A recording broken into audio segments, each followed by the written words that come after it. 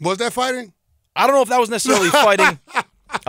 They did land a couple punches, but you're in a situation where this happened in 2014 National League Divisional Series. Hunter Strickland gives up 2 home runs to Bryce Harper. Now, apparently he's been thinking about this for the last couple of years because he decides to unleash a 98-mile-an-hour fastball. And I think you could clearly tell after Bryce Harper made the decision, I'm going to first or I'm coming at him. Throw the helmet. Helmet looked like it slipped. Lands a couple punches.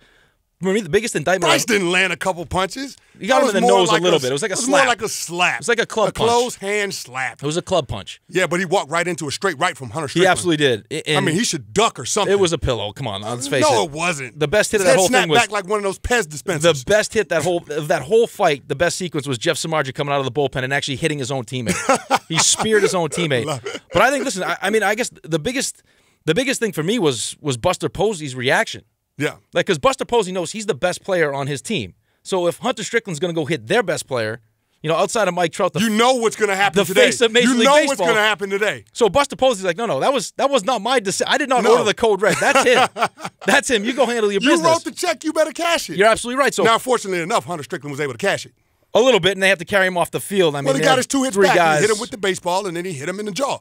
Now, answer this question for me, Chris, because I come from the NHL where there's enough respect for each other as players that once you do square off, you take your helmet off, you throw it on your gloves, you're pretty much signing a waiver that whatever happens in this fight, I agree to it. Yeah. I know there's a chance I might get hurt. I broke my face. We all know that going in, but I think there's enough respect. Even when I got knocked out by Brent Johnson, after I was actually knocked out, like he could have hit me again, but he has enough respect for what we're doing there that he held up, actually helped me up off the ice, said, "You all right?" I mean, do we get to a point in Major League Baseball? Because let's face it, throwing a baseball 100 miles an hour is not necessarily the right way to solve a problem. Not at all. Do we get in a situation where if the pitcher has a problem with the hitter, or he throws at the hitter, maybe he doesn't hit him, or whatever it is, that you square off and you fight? What you're saying is, are we going to get beyond the point where you have to throw the pitch, where you can just fight without having to throw the pitch and hitting somebody?